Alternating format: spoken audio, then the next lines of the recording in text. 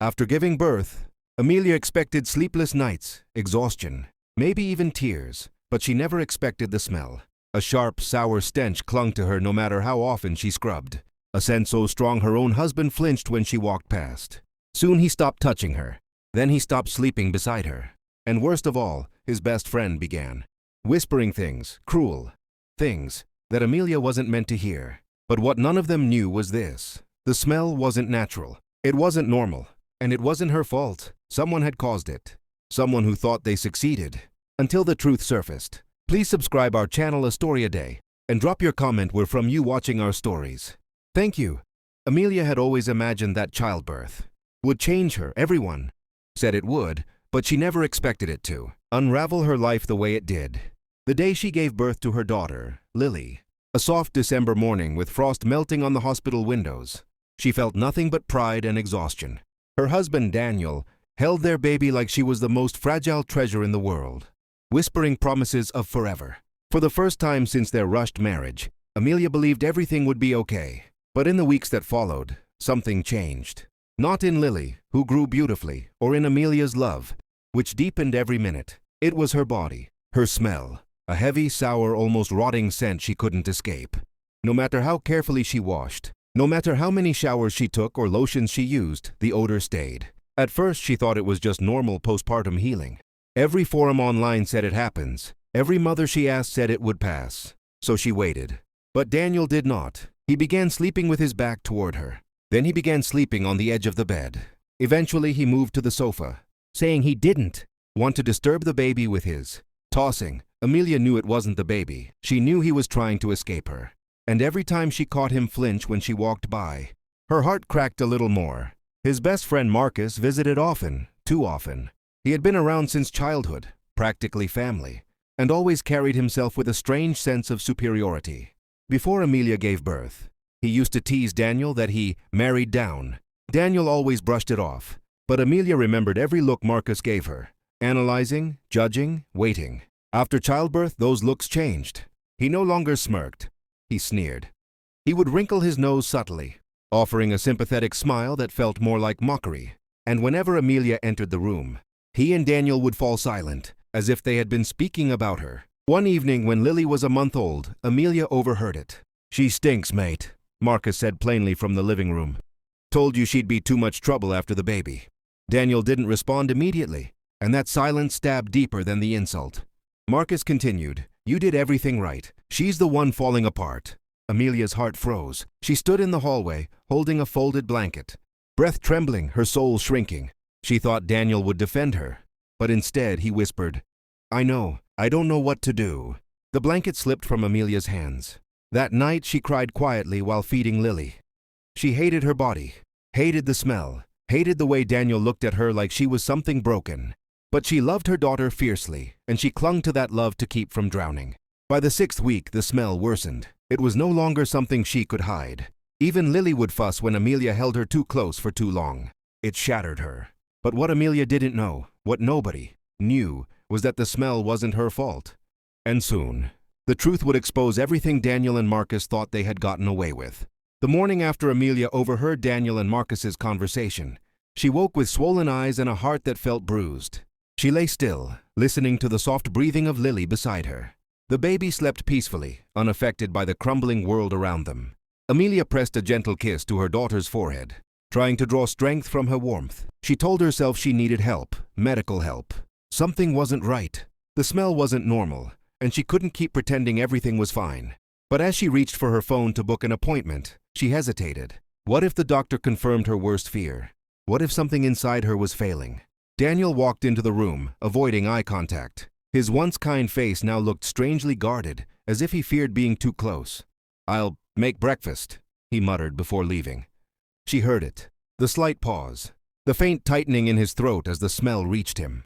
Each reaction felt like a dagger. When she came downstairs with Lily, she found Marcus already there, leaning back with his shoes on the coffee table as if he lived there. He raised his head and his lips curled into a mockingly polite smile. "Morning, Amelia," he said smoothly, though his gaze flickered with something darker, satisfaction. Amelia tried to ignore him, settling Lily into her bassinet. But Marcus didn't stay quiet for long. "You should take care of yourself, you know." he said casually, sniffing the air. For the baby's sake. Daniel shot him a warning look, but Marcus only shrugged. Amelia felt her cheeks burn. She turned sharply and went upstairs, her vision blurring.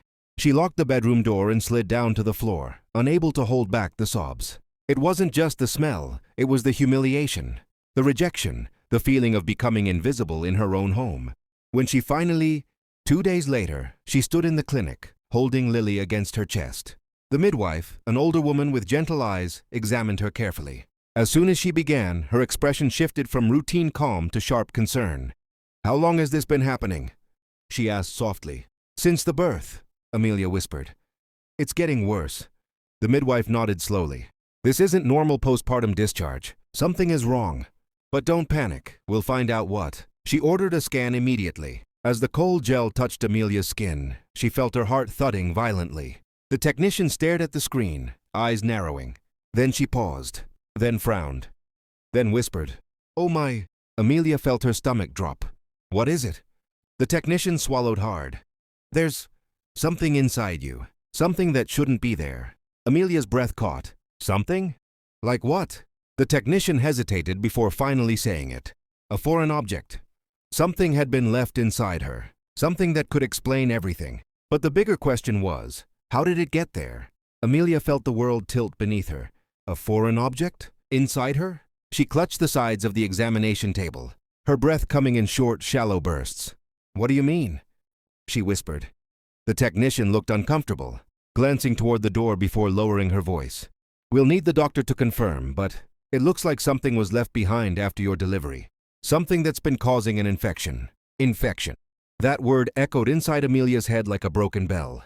Her hands went cold. "Is it dangerous?" The technician paused long enough to make the silence feel like a sentence. "It can be, yes, very." When the doctor arrived, a calm, sharp-faced woman, she studied the scan for only a moment before nodding grimly. "It appears that a piece of medical gauze was left inside you during childbirth," she explained gently. "It's not your fault. This can cause severe infection, strong odor, pain, and complications. You've been suffering for weeks."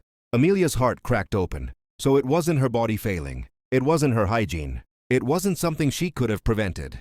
She had been carrying an infection this whole time. And her husband, he thought she was simply disgusting. Her throat tightened. "Can it be removed?" "Yes," the doctor assured. "We'll schedule an immediate procedure. You'll feel much better soon." Relief washed over Amelia so suddenly she felt dizzy. But behind that relief was a sharp slice of betrayal. Not from the medical mistake, but from the man who was supposed to love her through anything. Daniel never bothered to ask if she was okay. Never encouraged her to seek help. Never held her. He just judged her. And Marcus enjoyed every second of it. When Amelia returned home, Lily sleeping peacefully in her carrier, she expected concern, or at least acknowledgement, from Daniel. Instead, he sat on the sofa playing a game on his phone while Marcus laughed at something on the television. Neither looked up. "Daniel," she said quietly. He grunted in response, eyes still on the screen. Amelia's voice trembled. "The doctor found a foreign object inside me. Medical gauze left from childbirth. It caused an infection." She waited. "That's why I smelled." "Strange." Daniel's fingers froze over his phone. Marcus's smile faltered. She continued. "They need to remove it immediately. It could have been dangerous." Silence. Then Daniel finally looked up, slowly, and the expression on his face wasn't worry. It was guilt mixed with something uglier, defensiveness. "So it wasn't your fault?" he said weakly. "No," Amelia whispered. "It wasn't." Marcus shifted uncomfortably, clearing his throat. "Well, mistakes happen. At least you know now." Amelia stared at him, feeling a new kind of clarity wash over her, one colder, steadier than fear. They didn't care. Not really. She had been in pain, emotionally and physically, and neither man lifted a finger. Instead, they mocked her, avoided her, humiliated her, and now they were scrambling to appear unaffected, as if their behavior could be erased simply because the truth had surfaced. But Amelia wasn't the same woman she was 6 weeks ago. Something inside her had hardened. The truth had changed everything, and soon it would change them. The next morning arrived quietly, the winter air pressing coldly against the windows. Amelia woke before Daniel, not that he slept in their room anymore. She stood over the crib, watching Lily's tiny chest rise and fall, and found her resolve solidifying like ice. Her daughter deserved a mother who wasn't collapsing, under shame and a home that wasn't poisoned by whispers. As she dressed, a sharp pain radiated through her abdomen, a reminder of the infection still raging inside her, but she endured it. Her procedure was scheduled for the next day. She would finally be free of the nightmare her body had become. But she knew emotional healing would take far longer. Downstairs, Daniel sat at the table, stirring his tea absent-mindedly. He didn't look up when she entered. Marcus was there too, leaning against the counter, phone in hand. The room felt polluted with their presence. "We need to talk," Amelia said. Marcus let out a low whistle. "That serious?" Daniel shot him a look. "Not now." Amelia folded her arms, refusing to be intimidated. "I want to understand something, Daniel. When I was struggling, when I smelled horrible, when I cried in the shower, when I asked you if something was wrong, you never once suggested, 'I see a doctor.'" Daniel looked away, jaw tightening. "I didn't want to embarrass you." She laughed softly, a humorless, cracked sound. "Embarrass me? You slept on the sofa.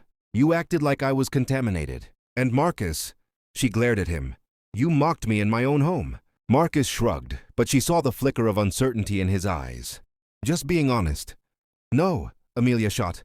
Silence wrapped around them, thick and uncomfortable. Daniel finally spoke, rubbing his forehead. "Look, Amelia, we didn't know it was serious. We thought maybe—" He swallowed. "Maybe it was something you weren't taking care of." The words stung like acid. "You thought I wasn't clean?" Daniel didn't answer. Marcus muttered under his breath, "Well, it did smell." "Enough!" Amelia snapped, her voice cutting through the room like a blade. "Both of you judged me. Neither of you cared enough to ask what was wrong.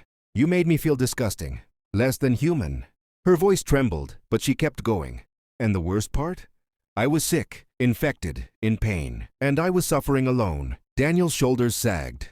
But instead of apologizing, he murmured, "It's not like we meant to hurt you." Amelia stared at him, disbelief rising. In that moment, she finally saw him clearly, not as the man she married, but as the man he had become, passive, weak, afraid of confrontation unless it benefited him. She lifted Lily's baby bag from the sofa and slung it over her shoulder. "Where are you going?" Daniel stood up, alarm flashing across his face. "To stay with my sister until the procedure," Amelia said calmly. "I need support. Real support." Daniel stepped forward. "Amelia, come on." Marcus crossed his arms, scoffing. "Let her go if she wants to sulk." Amelia looked at them, both, two grown men who behaved like children, and felt nothing but exhaustion. "I'm not sulking," she whispered. "I'm choosing myself." And with Lily held close, she walked out the door, leaving their silence behind her like broken glass. Amelia arrived at her sister Grace's home just after noon, her body aching and her mind still spinning from the confrontation. Grace opened the door with wide, worried eyes the moment she saw her. "Amelia, what happened?" she asked softly, pulling her into a warm embrace that nearly made Amelia collapse. "I just need to stay here for a while," Amelia whispered, holding Lily close. Grace didn't ask anything more. She simply nodded, ushered her inside, and settled her on the sofa, with a blanket and a cup of tea. More kindness in 5 minutes than Amelia had received from her husband in weeks. When Amelia finally shared everything, the smell, Daniel's distance, Marcus's cruelty, and the doctor's shocking discovery, Grace's face darkened. "He what?" Grace hissed. "He let you suffer like that? He didn't take you to a doctor?" "Amelia, this isn't just neglect. This is emotional abandonment." "I know," Amelia whispered, her eyes brimming again. "I kept thinking I was doing something wrong. I kept blaming myself." "Of course you did," Grace said gently. "Because he made you feel that way." Amelia looked down at Lily, sleeping peacefully in her carrier. "I don't know what to do. The procedure is tomorrow. Once I'm better, I have to decide what comes next." Grace squeezed her hand. "Whatever you decide, you won't face it alone." For the first time in week, Amelia felt safe. Daniel didn't text until evening. One message: "When are you coming back?" No apology, no concern, no acknowledgement of what she had gone through. Just entitlement. Then another message from Marcus popped up, although she didn't know how he dared. "You're being dramatic. Come home." Amelia stared at the screen, feeling a cold, steady calm settle over her. She turned off her phone. She didn't owe either of them anything. The morning of the procedure, Grace drove her to the hospital. Amelia walked into the operating room scared but hopeful. The doctors worked quickly, removing the infected gauze, now darkened and deteriorated, from deep inside her. "You should start feeling better very soon," the surgeon said afterward. "You endured far more pain than you should have." Amelia nodded, tears slipping down her cheeks, not from pain, but from validation. Back at Grace's house, she slept for hours. Exhausted but lighter, the fog finally beginning to lift. Her body no longer battled the infection, her mind no longer twisting in self-blame. She felt like she could breathe again. That evening, Grace entered her room with folded arms and an unreadable expression. "Amelia, someone came by." Amelia sat up slowly. "Who?" Grace hesitated before answering. "Daniel." A cold weight dropped into Amelia's stomach.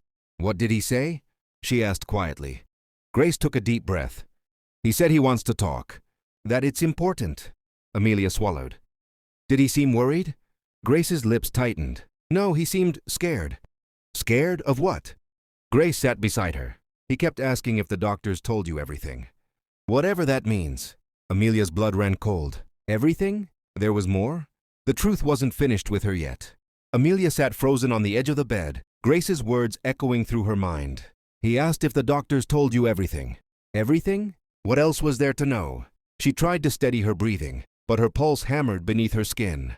The infection, the pain, the shame, it had all been caused by the gauze left inside her. That should have been the full answer. That should have been the end of the horror. So why was Daniel scared? Grace placed a gentle hand on Amelia's shoulder. "You don't have to talk to him if you're not ready." Amelia nodded weakly. "I know, but I need to understand."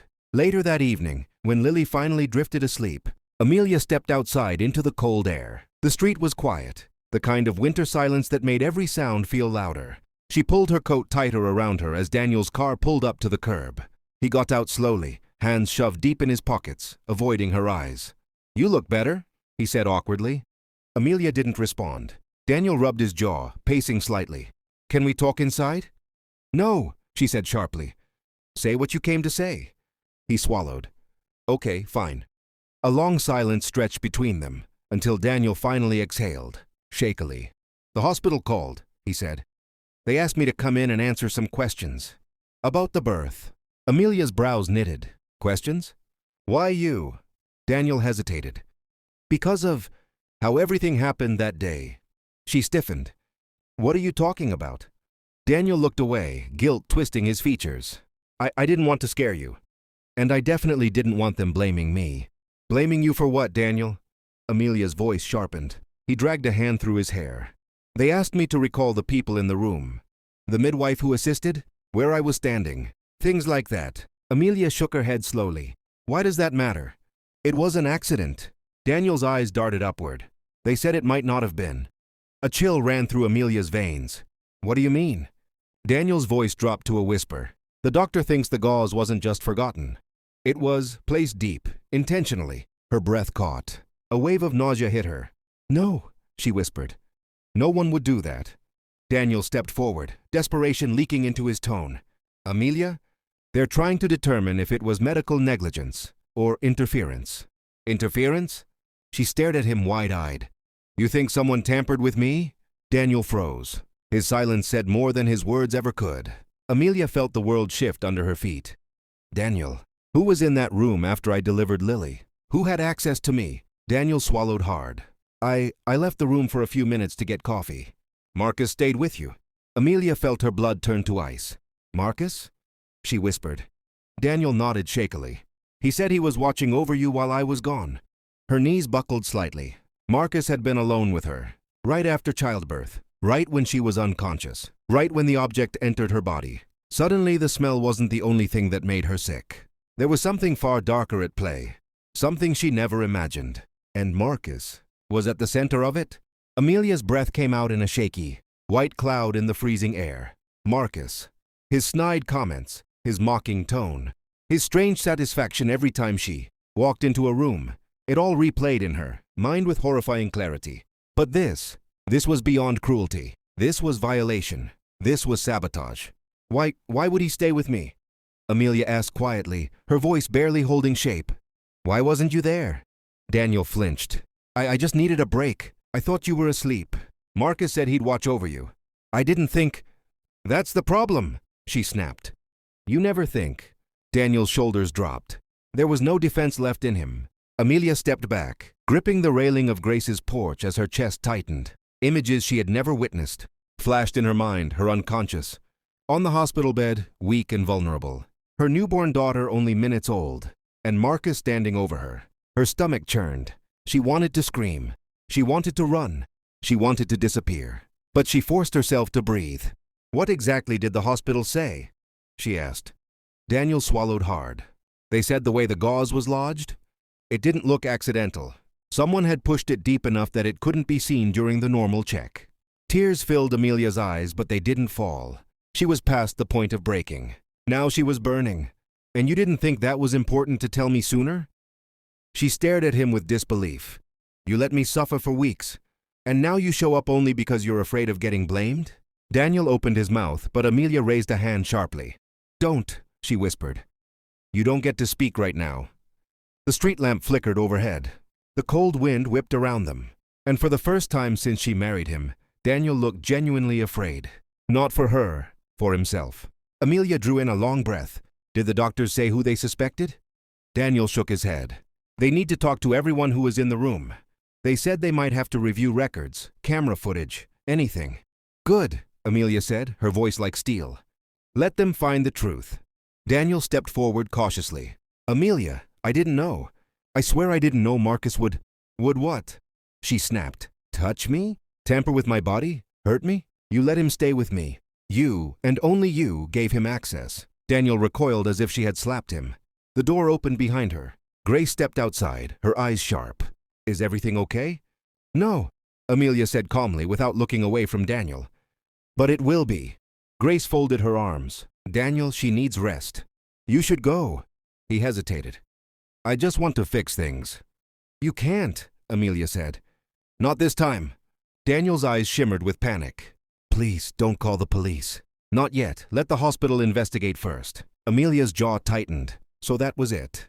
His fear wasn't for her safety. It was for Marcus. His friend. His priority. His loyalty. "You should leave," she said firmly. Daniel stared at her for a long moment before finally turning away. Amelia watched him walk to his car, her heart pounding but steady. She wasn't the broken woman she had been a week ago. And Marcus, Daniel, they were about to learn exactly how strong she had become.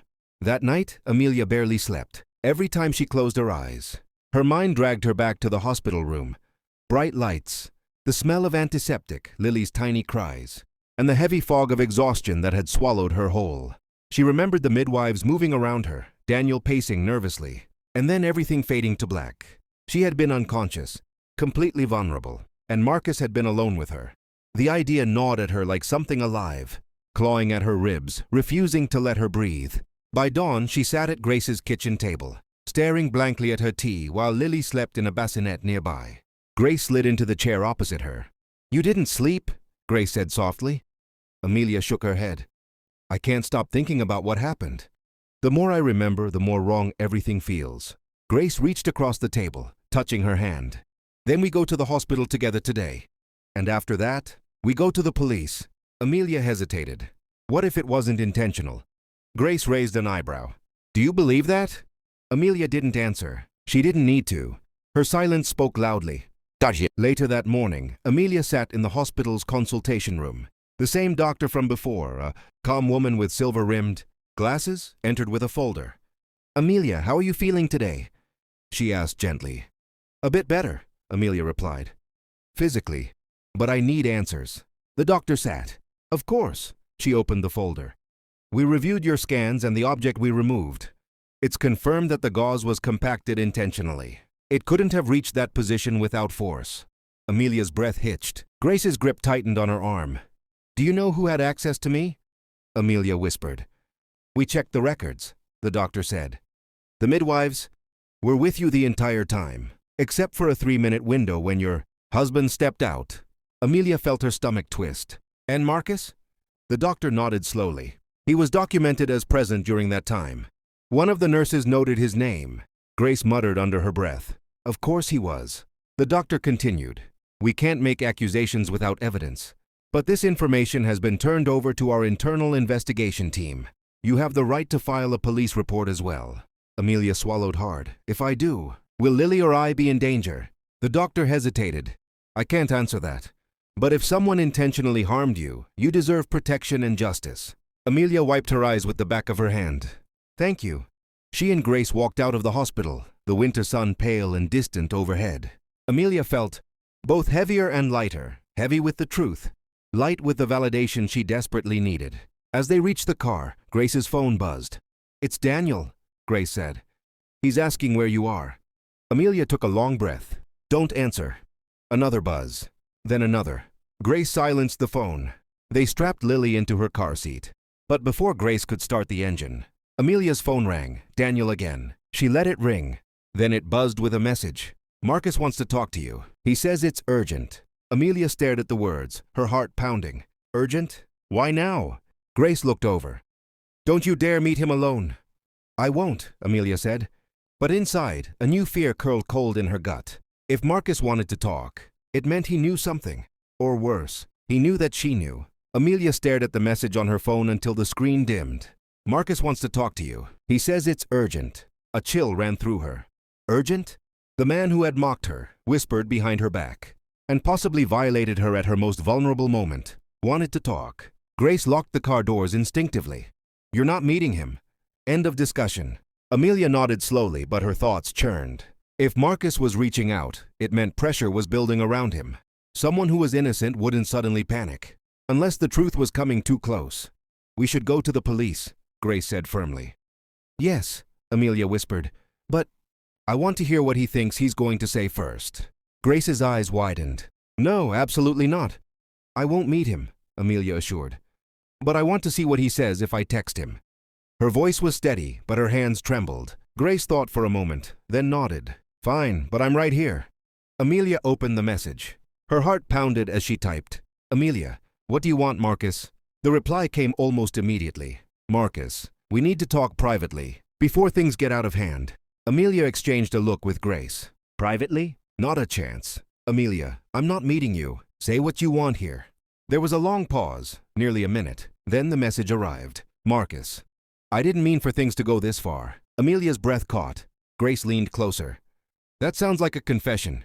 Another message arrived. "Marcus, you weren't supposed to get hurt. Daniel was falling out of love with you anyway. I just pushed it along." Grace's jaw dropped. "Oh my God." Amelia felt sick. The screen blurred as her vision swam. Pushed it along? What did that mean? What had he done? Her fingers shook. "Amelia, what did you do to me that day in the hospital?" Marcus replied instantly, as if he had been preparing the message. "Marcus, you don't need every detail. Just know I didn't think it would cause an infection. You were asleep. I only wanted Daniel to see who you really were, someone he shouldn't be tied to." Amelia's stomach twisted violently. Grace covered her mouth, horrified. This wasn't just negligence. This wasn't an accident. This was calculated humiliation. Something cruel, something violent, something deeply disturbing. Another message popped up. "Marcus, delete these messages. Let's talk like adults before you ruin all our lives." Amelia's heart thundered. Our lives? He thought she could ruin his life? Grace grabbed Amelia's phone. "You're not replying. We're going to the police right now." But before Amelia could respond, another message arrived, and this one made her blood run cold. "Marcus, if you go to the police, remember this. Daniel knew more than he told you. He let me stay alone with you for a reason." The world seemed to tilt. Grace whispered, "He's lying."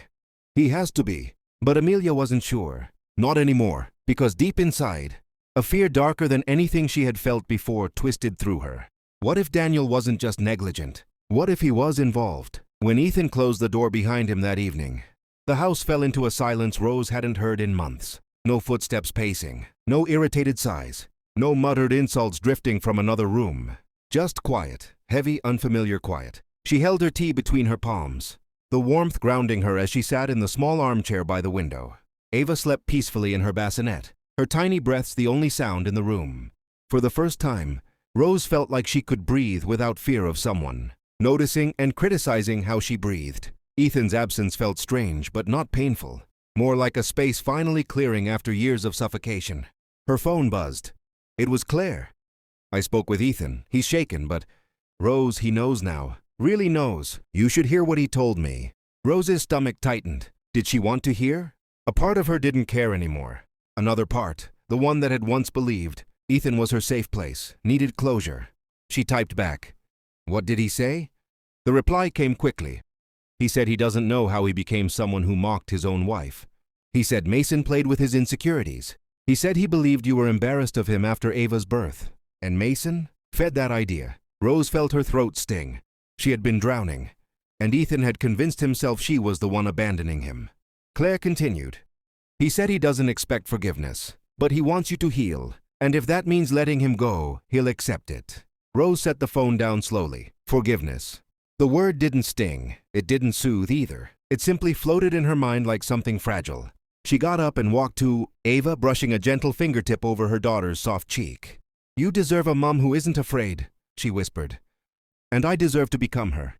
A knock sounded at the door. Rose froze. For a split second, she thought Ethan had returned. But when she opened the door, she found Dr. Hale, a surprise, but not unwelcome. I was in the area, the doctor said with a kind smile, and thought I'd check in. Everything settling well? Rose stepped aside to let her in. Better than before. Dr. Hale sat beside her, her voice warm. Rose, postpartum recovery isn't physical alone. You've been through emotional trauma, gaslighting, shame, fear. Healing from that will take time. I feel like I lost myself, Rose admitted softly. You didn't lose her, Dr. Hale replied. She was buried. Now you're uncovering her again. Rose exhaled shakily. I don't know what comes next. You don't need to. You only need to choose what makes you feel safe today. The advice settled over her like a gentle blanket. After Dr. Hale left, Rose walked back to Ava. She picked her up, held her close, and whispered, Today I choose us. The house remained quiet, but now the silence felt like peace, not emptiness. Tomorrow could wait. She had just begun to reclaim herself. The next morning, Amelia woke with a mixture of exhaustion and determination. The infection had been removed, her body slowly beginning to feel like her own again. But her mind was still a battlefield of anger, fear, and disbelief. Marcus's messages from the previous night burned in her mind. The fact that Daniel might have been involved, or at least complicit, made every memory of the last 6 weeks taste bitter and raw. Grace was already awake, making breakfast, and kept glancing at Amelia with concern. Are you sure you're ready for today? She asked softly. Going to the hospital again? To meet with them and clarify everything? Amelia nodded, gripping her coffee cup tightly. I need closure, and I need to make sure Marcus can't hurt anyone else. Grace exhaled and nodded. Then let's do this together. At the hospital, Amelia walked with measured steps toward the administrative office, the crisp winter air cutting sharply against her skin. Every step felt heavier with anticipation, but she didn't allow herself to falter. Marcus had already pushed her to the brink. She wouldn't let him control the next part of her story. Dr. Hale was waiting with a folder in hand. Amelia, she said kindly, we've reviewed all the records and statements. We've flagged everything relevant to Marcus. You'll have a chance to speak with the legal team if you choose. Amelia's chest tightened. Legal action. It was a word she never imagined she'd associate with herself. But now, justice didn't feel optional. The nurse leading her to the private office explained, Marcus and anyone involved in the incident will be questioned. You don't have to face him directly unless you choose. Amelia nodded silently, relief flickering inside her. She didn't need to face him to reclaim her power. Once inside the office, she went over the timeline meticulously with the legal representative. Every step, every detail, every memory of the hospital room. She spoke clearly, her voice steady, her mind sharp. The humiliation, the whispers, the smell that had tormented her, they were all documented now. Every piece of evidence was building a case against Marcus and anyone complicit. When she finished, the lawyer nodded. You've been through a lot, Amelia. What you've shared will ensure that this doesn't happen to anyone else. Marcus will be held accountable. Amelia exhaled, the weight on her shoulders easing slightly. For the first time, she felt the tiniest spark of power returning. It wasn't vengeance she wanted. It was protection, justice, and closure. As she left the hospital, Grace wrapped an arm around her. You did the right thing. Amelia looked down at Lily, sleeping peacefully in her stroller. I'm done letting fear control me, she whispered. Done letting them dictate my life. From now on, it's just us. For the first time since giving birth, she believed it. The smell, the sickness, the humiliation. It was over. And while the emotional scars remained, Amelia felt the faintest hope blossoming. She would heal. She would protect Lily, and she would finally reclaim the life she deserved. The weeks that followed were quiet, but powerful. Amelia stayed with Grace while her body healed fully. Each day she felt herself growing stronger, not just physically, but emotionally. The infection that had tormented her was gone, but the memories remained. She didn't try to erase them. Instead, She let them remind her of what she survived and what she would no longer tolerate. Daniel called only once during this time. He asked if she wanted to talk, but Amelia didn't respond. She realized she didn't need closure from him. Not now, maybe never. His fear and guilt were his own burdens, and she refused to carry them. Marcus hadn't dared send another message. The hospital investigation had flagged his actions, and legal channels ensured he could no longer manipulate or intimidate her. For the first time, she felt untouchable. Every morning she would feed Lily and hold her close. Marveling at the tiny life she had created, she whispered to her daughter about courage and strength, about surviving and rising above cruelty. She wanted Lily to grow up knowing her mother never backed down from injustice, that she never allowed fear to dictate her life. Amelia began journaling again, something she had abandoned before the birth. She wrote every memory, every feeling, every fear she had endured. Writing became therapy, a way to claim control over her own story. Each page she filled was a silent declaration. I am here. I am strong. I survived. One evening, as the sun set over Grace's backyard, Amelia watched Lily play on a soft blanket. The golden light touched her daughter's hair, and for the first time, Amelia felt complete peace.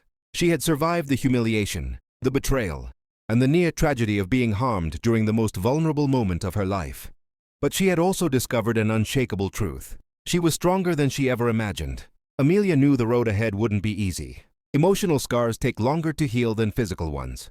She would occasionally think of Daniel, of Marcus, of the betrayal that had shattered her trust. But those thoughts no longer had power over her. They were reminders of the past, not definitions of her future. She tucked Lily into bed one night, brushing a soft kiss across her forehead. We're free now, she whispered. Free from fear, free from shame, and nothing, no one, will ever take that from us again. Amelia finally slept through the night that night. It wasn't just sleep, it was rebirth. She had faced betrayal, endured pain, and emerged victorious. The smell that had haunted her was gone, but more importantly, so were the lies, the mockery, and the manipulation. In the weeks that followed, Amelia slowly began rebuilding her life. She moved back into her own home, this time alone with Lily. She found a support network, made plans for the future, and allowed herself to feel joy again. She no longer feared judgment, no longer felt powerless. As she held her daughter, Amelia whispered a silent promise to herself. No one will ever make me feel small again. I am strong, I am worthy, and I am free. And in that moment, with Lily in her arms and the world finally at peace outside her window, Amelia truly believed it.